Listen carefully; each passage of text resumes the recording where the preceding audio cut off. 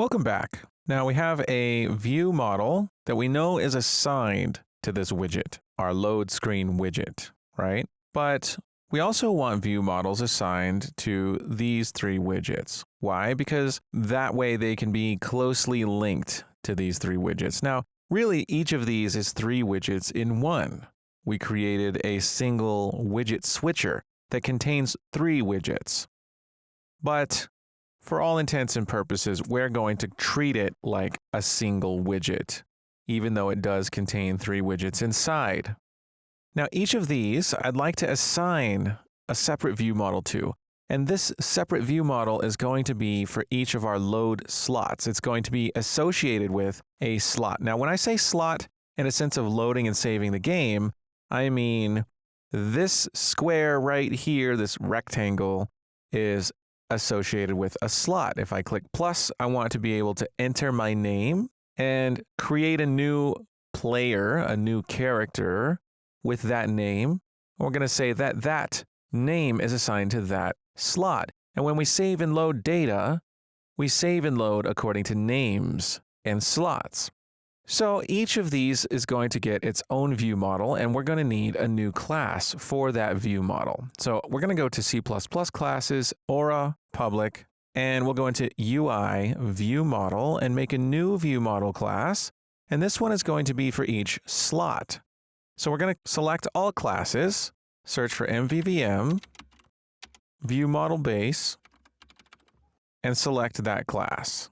And this one is going to be for our load slots. So I'm going to call this one MVVM underscore load slot. So this is our load slot view model. Let's create the class and close the engine. So we have a new class, load slot, the view model. The question is, when are we going to create these load slots? We need three of them. Well, we can call a function. As soon as we've created our load screen view model, we can call a function on it and tell it, hey, create three load slots. And then our load screen view model can keep track of the three load slots that are associated with those three widgets. So I'm going to go back to MVVM load screen, and we're going to add some stuff to this. We're going to have a class to spawn, so we'll need a T subclass of. Let's go ahead and get a public section going. So we'll say T subclass of, and this will be of our new U MVVM underscore load slot. We'll add a forward declaration for it, and we'll say load slot view model class. This can be set in our view models blueprint. Edit defaults only for that. And we can make a function to construct these. We'll call it initialize load slots. So void initialize load slots. That'll be a public function. We'll go ahead and generate its definition, and we'll create those load slots here. So in our HUD, after we've constructed a load screen view model, we can take that load screen view model and call our new function, initialize load slots. Now it says inaccessible, so let's go back. Oh, and I put it above the public section. That would explain why it's inaccessible, wouldn't it?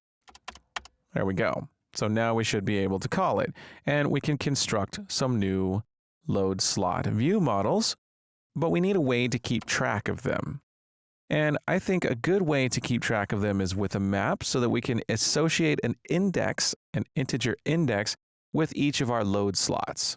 And on top of that, I'd like a pointer for each individual load slot so it doesn't get garbage collected. So we can give it a U property. So let's add a private section because I'd like to keep track of these privately.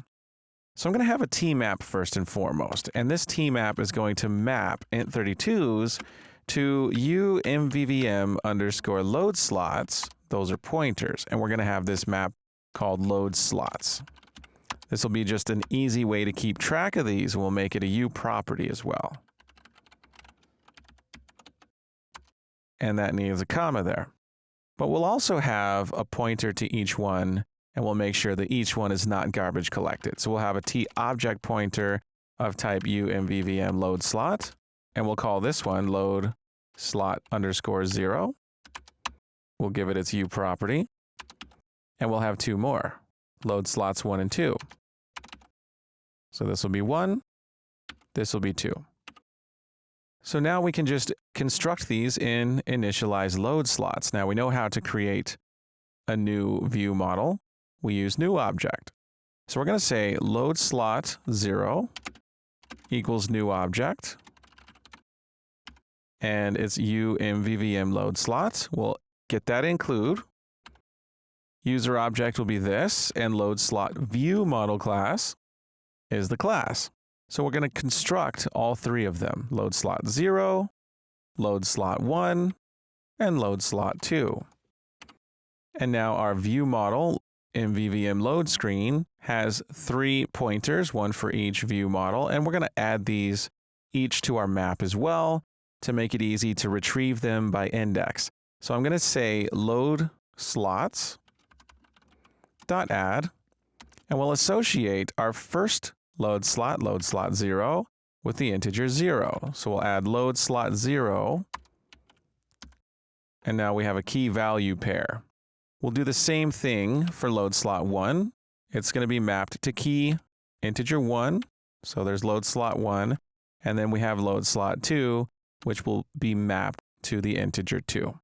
So with that, we're now constructing new load slots, but we have to set that load slot view model class, which means we should create a blueprint based on our new MVVM load slot. So let's compile and launch the editor and do that.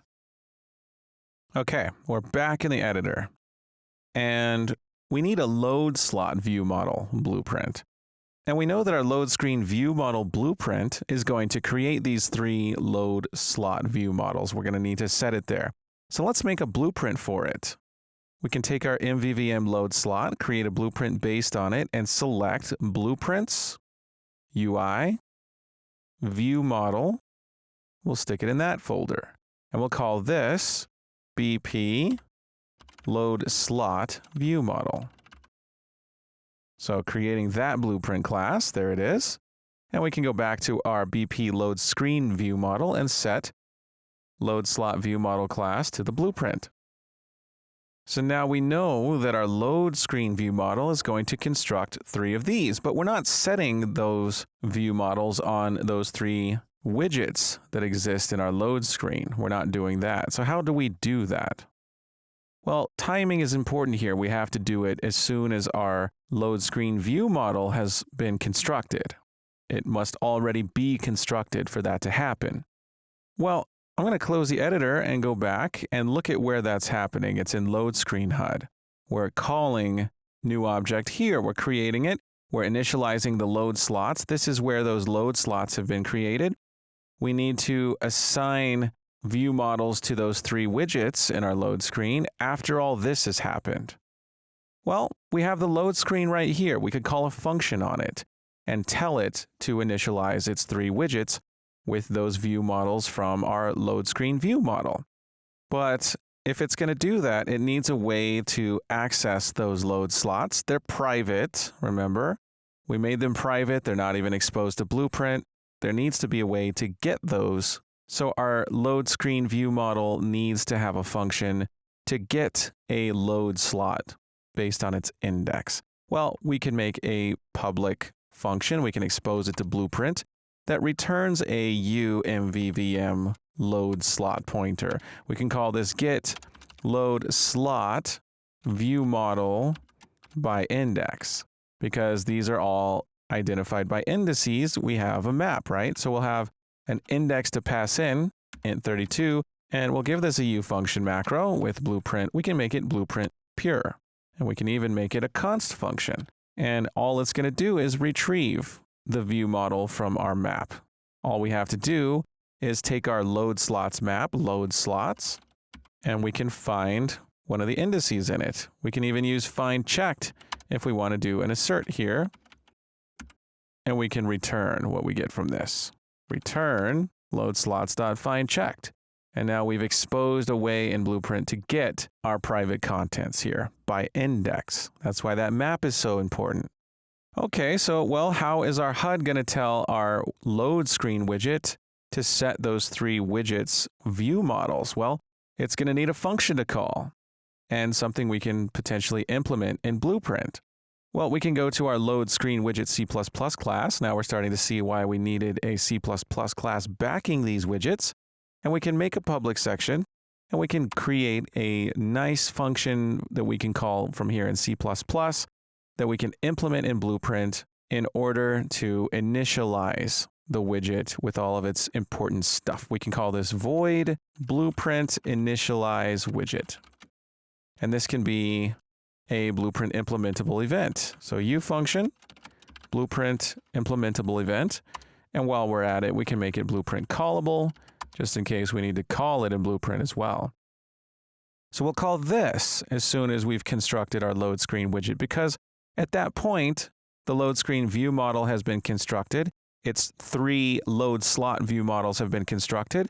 So the load screen widget can safely say that its own load screen view model, which has already been set, can give it access to those load slot view models. So let's call load screen widget blueprint initialize widget. And then that is where we're going to access those load slot widgets and set the view models on its own 3 widgets. Let's do this. Let's go ahead and compile and launch the editor. So we can go ahead and just open up what we had. Here's our load slot view model. Nothing special really, just a blueprint based on the view model. We'll close that for now. We have our load screen widget base. We just implemented that function to find the view model. We'll close that for now as well. But here in our load screen widget, we're going to implement something that we've just called from our HUD. These 2 up here, those events, I'm going to remove them and get them out of the way. And I'm going to implement blueprint initialize widget.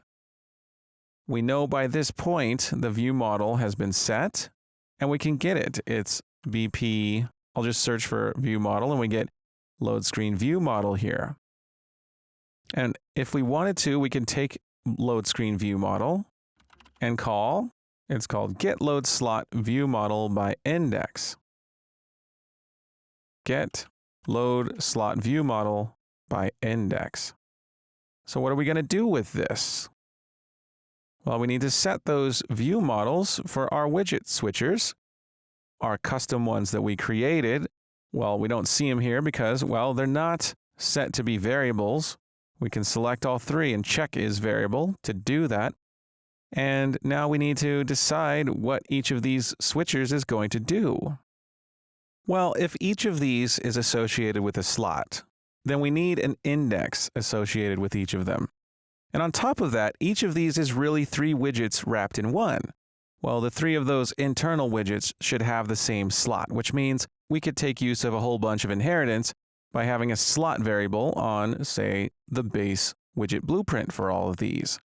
We can go into Blueprints UI, load menu, and get that base class, load screen widget base. And we can add a variable to this. We can add an integer, simply a slot index. So we can add new variable, slot index, and change its type to integer. And we can check the eye icon, open it up, make it instance editable. And as soon as we've done that, now all of these widgets have this slot index, thanks to inheritance.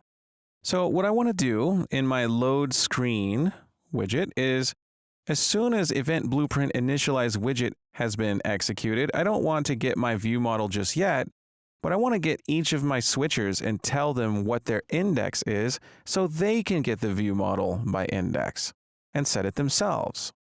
So I'm going to go ahead and take each switcher, and I'm going to initialize their slot, but I want to do so by calling a function rather than just setting their slot directly, so that function can be responsible for accessing the correct view model by index. So that means my switcher class, WBP load slot widget switcher, needs to have a function I can call to pass in a widget.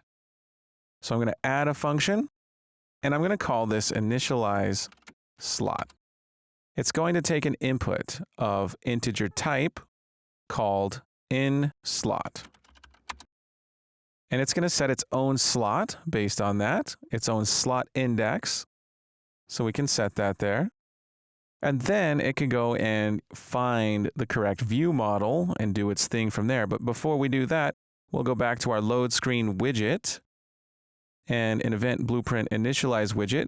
We're going to call that initialize slot function we just created. And we'll give each of these their own slot. We'll give switcher 0, slot 0. We'll give switcher 1, slot 1 with initialize slot. So passing a 1 in for that one. And we'll give switcher 2, slot 2 by calling initialize slot, passing in 2. And now each of them will have their slot index set, but they can also search for a view model and set the view model on their own trio of internal widgets that they have. Now we can't set those view models if we haven't assigned a view model to each of them. So let's save all and go into each of the 3 key widgets and give them a view model. And I'm going to clean up my tabs before I do so. I'm going to close load screen widget base.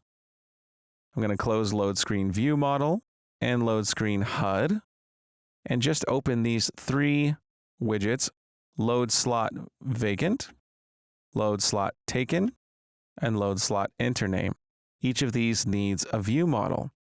So in the designer tab, can't be in the graph tab, we go to window and go to view models, which of course we've docked right here. At least I docked it right here. So I don't actually need to go to that. It's right here. And we can click plus view model. And the vacant, taken, and enter name widgets are going to get their own load slot view model. We're going to choose the blueprint version. We'll select that. So there's one for the vacant, and we can select it and choose its creation type.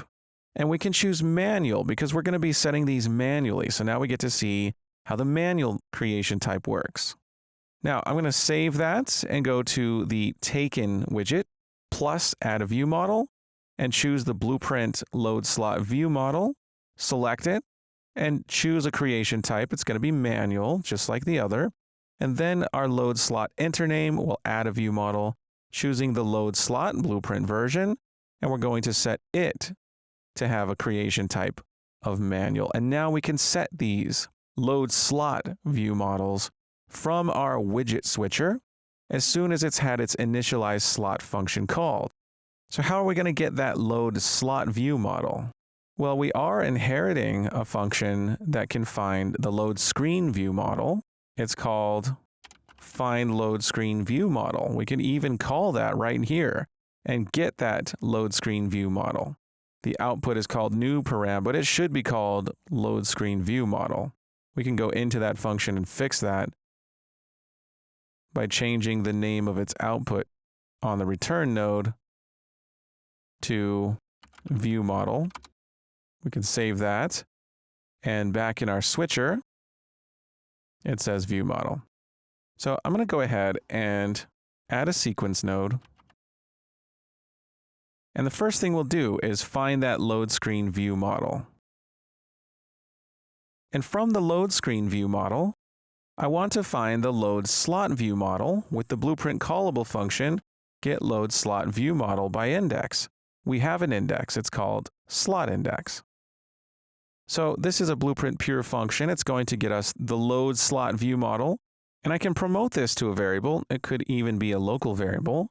And this is the load slot view model. Now remember, the switcher itself doesn't have its own view model. If we go to the designer tab, we see there's nothing there. It's going to set the view models for its 3 child widgets. That's what we're going to do in our sequence here. So I'm going to take the 3 child widgets, which we have to go to the designer and make sure they're all set to is variable. And we're going to set their view models and their slot indices. So here's the enter name. We can set its slot index first.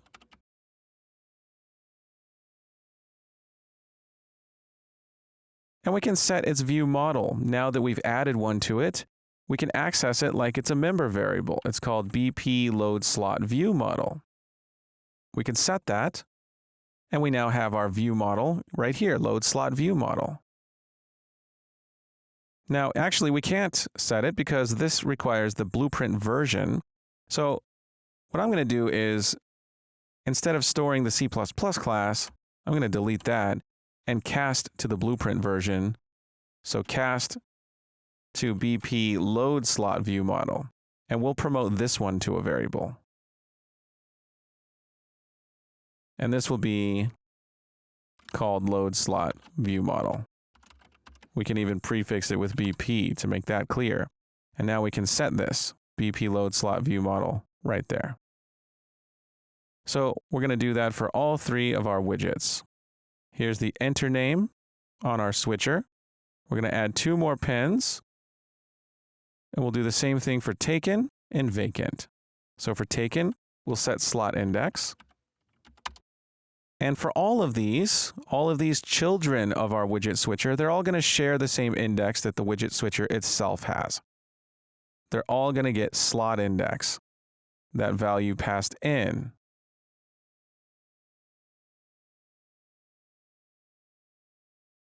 And we're passing it in from our load screen widget. Just to remind you, right here, we're passing in a 0, a 1, and a 2 respectively. So we'll give our 3 child widgets in each of our widget switchers the same index as the parent. And we'll set BP load slot view model. Now notice we do have a function here called set BP load slot view model. Target is WBP load slot taken. That means this function exists right here on this class, WBP load slot taken. Why does it exist on that class? Because we added a view model. So a lot of things happen under the hood, such as creating that setter there.